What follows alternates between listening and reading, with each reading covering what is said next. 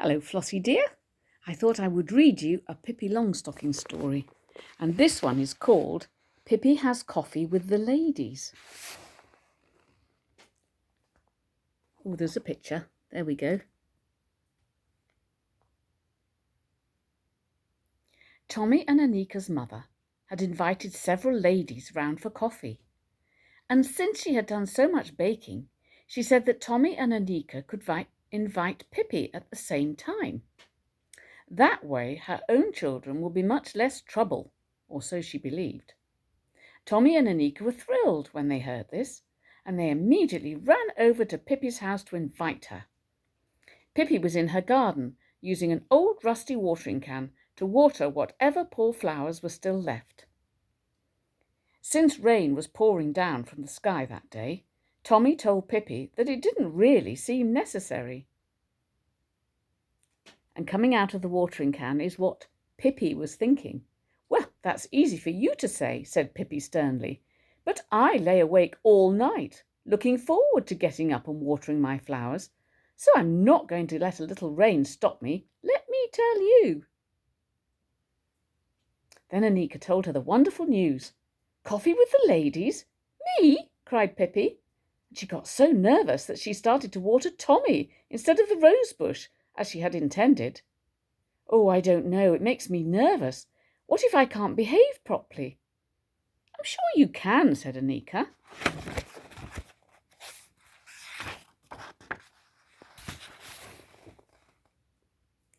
"Don't be so sure about that," said Pippi.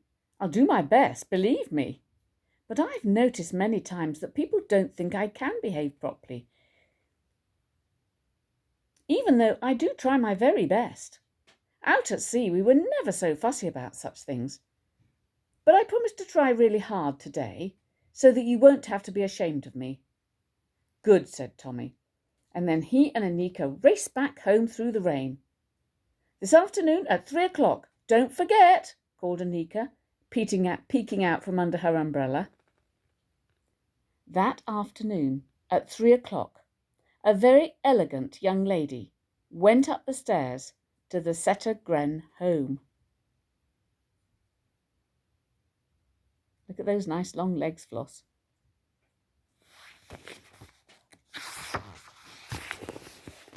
It was Pippi Longstocking. For a change, she was not wearing her red hair in plaits. It hung down to her shoulders like a lion's mane. She had used a red crayon to colour her lips bright red, and she had made her eyebrows so dark that she looked slightly sinister. She had also used the red crayon to colour her fingernails, and on her shoes she wore big green bows. "I know I'm going to be the most elegant person at this party," she muttered happily to herself as she rang the doorbell. In the Settergrens' living room sat 3 refined ladies, along with Tommy and Anika and their mother. A marvellous spread of food had been set on the table, and a fire was burning in the fireplace. The ladies were quietly chatting with each other as Tommy and Anika sat on the sofa and looked through a photo album. Everything was so peaceful, but suddenly the peace was shattered. "Attention!" A piercing shout came from the hall, and the next second Pippi Longstocking was standing in the doorway. She had shouted so loudly and so unexpectedly that the ladies had actually jumped. "Company forward, march!" Pippi shouted next, and then she marched briskly over to Mrs. Settergren. "Company, halt!" She stopped. "Present arms, 1, 2!" she yelled, and she used both hands to grab one of Mrs. Settergren's, which she shook quite heartily. "Knees bend!" she shouted, and she curtsied beautifully. Then she smiled at Mrs. Settergren and said in her usual voice, "I'm actually quite shy, so if I didn't issue commands to myself, I'd just stand in the hall quite stubborn and not dare come in." After that she rushed over to the other ladies and kissed each of them on the cheek. "Charmed, charmed, I'm sure," she said, because she had once heard a distinguished gentleman say this to a lady, and then she sat down on the best chair in the room. Mrs. Settergren had planned for the children to stay upstairs in Tommy and Anika's room, but Pippi calmly sat down where she was, slapping her knees and casting glances around the food on the table. This is some of the nice cupcakes, Floss.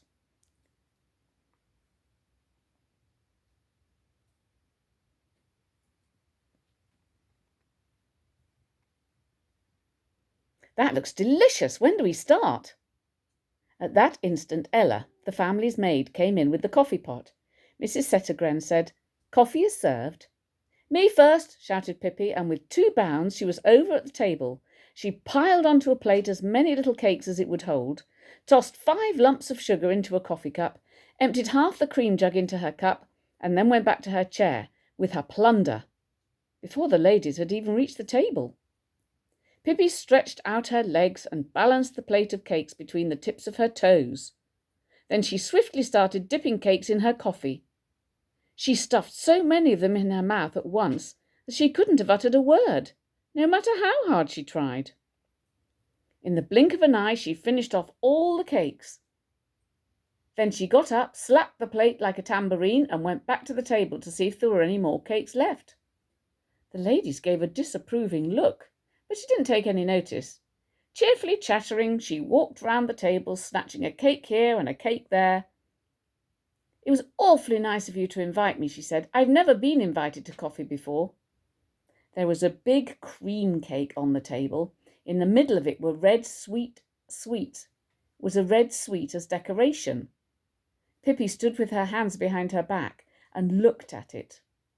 All of a sudden she leaned forward and snatched up the sweet between her teeth. But she had bent down a little too quickly, and when she straightened up, her whole face was covered with cream. "Ha, ha, ha," laughed Pippi. "Now we can play Blind Man's Buff, because we already have a blindfold and it's absolutely free. I can't see a thing." Then she stuck out her tongue and licked off all the cream. "Well, it really was quite an accident, but now the cake is just going to waste, so I might as well eat the whole thing." And she did. She launched into it with a cake server, and in a matter of minutes the whole cake was gone. Pippi patted her stomach contentedly.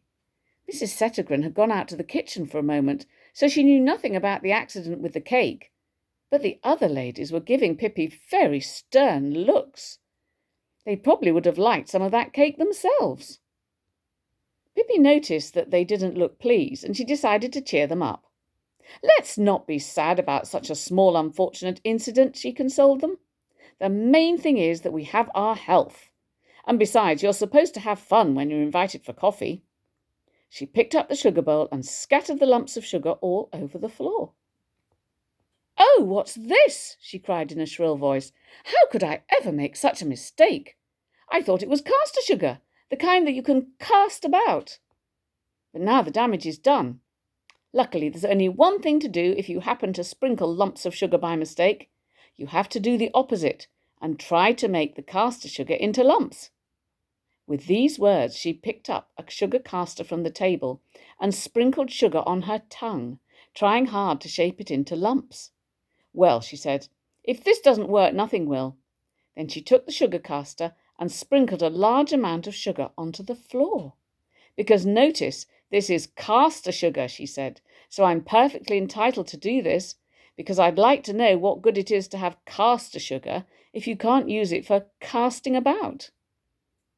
"Have you ever noticed what fun it is to walk on sugar that's been spilled on the floor?" she asked the ladies. "It's even more fun if you're barefoot," she went on, tearing off her shoes and stockings. "You really should try it for yourselves. Nothing feels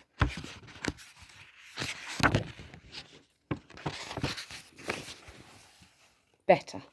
You can take my word for it." Now Mrs. Settergren came back in from the kitchen. When she saw all the spilled sugar, she grabbed Pippi hard by the arm and led her over to Tommy and Anika, who were sitting on the sofa. Then she went to sit with the ladies, offering them more coffee. The fact that the cake was gone made her happy. She thought that her guests had liked it so much that they had eaten the whole thing. Pippi, Tommy and Anika were talking quietly over on the sofa. The fire was crackling in the fireplace. The ladies were having another cup of coffee, and everything was once again nice and peaceful. Then, as sometimes happens when ladies gather for coffee, they started talking about their maids. They didn't seem to have found very good maids, because they weren't the least bit happy with them. They agreed that they really shouldn't have maids at all. It would actually be much better to do everything themselves, because then at least they would know it was done properly. Pippi sat on the sofa listening, and when the ladies had gone on like this for quite a while, she said, "My grandmother once had a maid whose name was Malin. She had chilblains on her feet, but otherwise there was nothing wrong with her.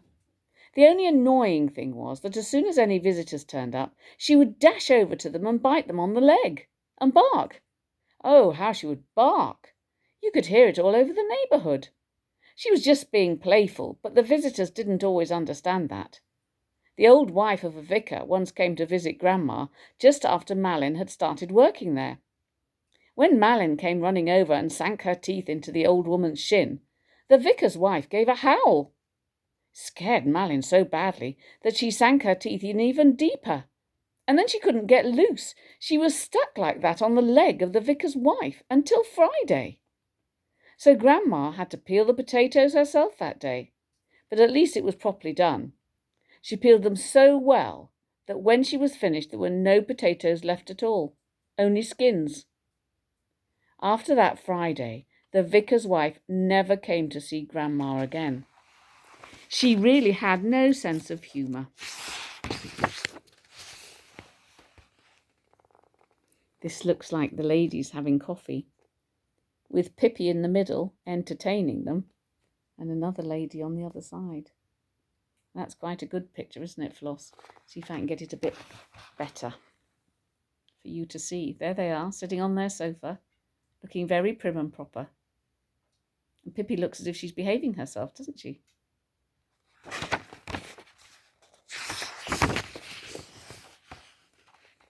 And Malin was just being playful and merry, but it can't be denied that once in a while she could also be rather moody. Once, when Grandma stuck a fork in Malin's ear, she spent the whole day sulking. Pippi gave everyone a friendly smile. "Well, that was Malin. Yes, it was," she said as she twiddled her thumbs. The ladies pretended they hadn't heard a word. They kept on chatting. "If only my Rosa were at least clean and tidy," said Mrs. Berggren. "Then I might be able to keep her on. But she's like a pig." "Then you should have seen Malin," Pippi piped up. "Grandma said that Malin was so grubby and grimy that it was a sight to behold. For a long time Grandma thought that she actually had dark skin, but it was all just dirt that couldn't be washed right off. One time at a bazaar at the City Hotel, she won first prize for the amount of black grime under her fingernails. Oh, yes, goodness gracious, how filthy that girl was," said Pippi merrily. Mrs. Settergren gave her a stern look. "Can you believe it?" said Mrs. Gramberg. "The other evening when my Britta was going out, she borrowed my blue silk dress without even asking. Isn't that the height of impudence?" "It certainly is," said Pippi. "I can hear that she and Malin are two of a kind. Grandma had a pink camisole, and she was terribly fond of it. But the worst thing was that Malin was fond of it too. And every morning Grandma and Malin would fight over who was going to wear that camisole. They finally agreed that they would take turns, in order to be fair. But just think how mean Malin could be. Sometimes she would come running in when it wasn't even her turn, and say, 'There won't be any mashed turnips if I don't get to wear that pink woolen camisole.' Well, what was Grandma to do? Mashed turnips were her favourite dish. There was nothing to be done but give Malin the camisole. And once she got it, she would go out into the kitchen as nice as you please and start mashing turnips, so hard that they splattered all over the walls." For a moment, no one spoke.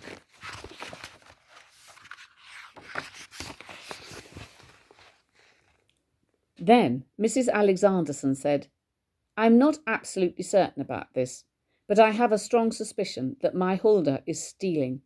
I do know that I've noticed things have been missing." "Malin," Pippi began. But then Mrs. Settingred said firmly, "Children, go up to your room right now." "Yes, but I was just going to tell you that Malin stole things too," said Pippi, "just like a magpie. Anything that wasn't nailed down. She used to get up in the middle of the night to steal a few things, because she said otherwise she couldn't sleep peacefully. Once she swiped Grandma's piano and stuffed it into the top drawer of her own dresser. Grandma said that she had very nimble fingers. Now Tommy and Anika took Pippi by the arm and started pulling her up the stairs. The ladies were drinking their third cup of coffee, and Mrs. Settergren said, "It's not that I really want to complain about my Ella, but she certainly does break a lot of china." A red head came into view over the banister. "Speaking of Malin," said Pippi, "maybe you were wondering whether she used to break any pieces of china. Well, you could certainly say that again. She set aside a specific day of the week for breaking china. Grandma told me that it was on a Tuesday. By 5 in the morning on Tuesday, you could already hear that splendid girl smashing china out in the kitchen. She started with the coffee cups and glasses and other smaller items, moved on to the soup plates and then the dinner plates, and ended up with the meat platters and soup tureens.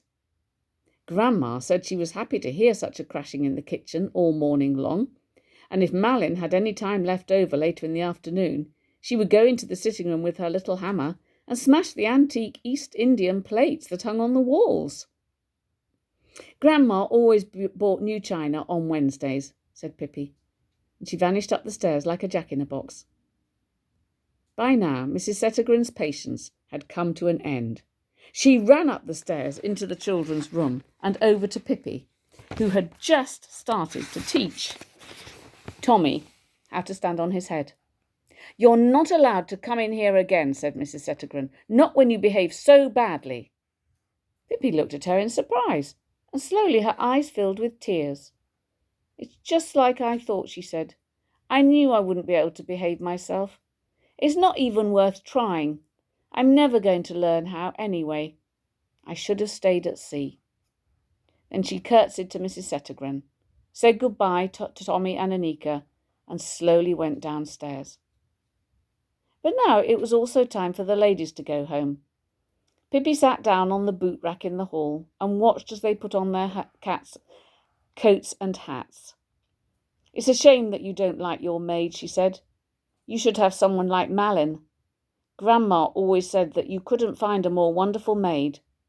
Just think, one Christmas when Malin was supposed to serve a roast pig, do you know what she did?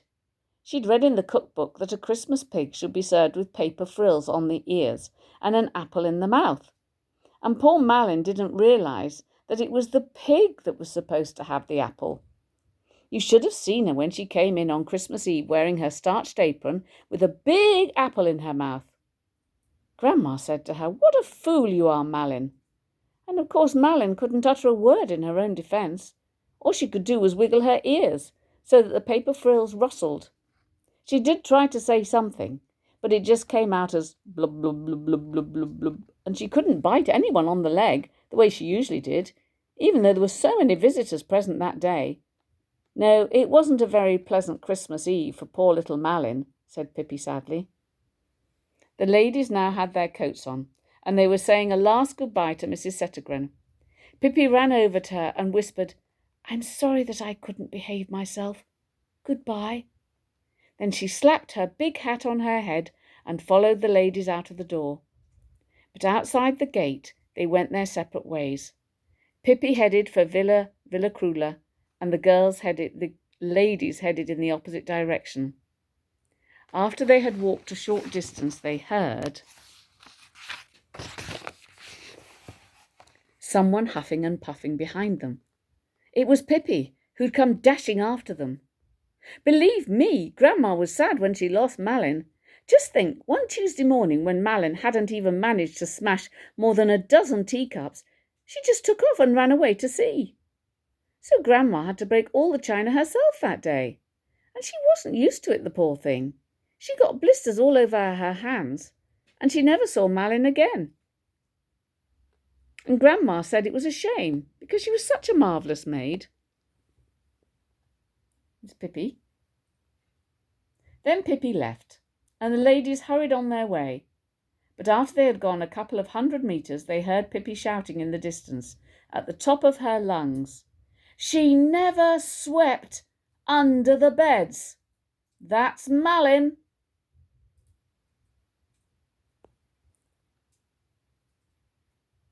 And I think that's the end of the story, Floss, but I'll just check over the page. That is the end. It was quite a long one, and I thought it was rather a good one. So I'm going to say bye-zio to you. See you again soon, darling. Bye.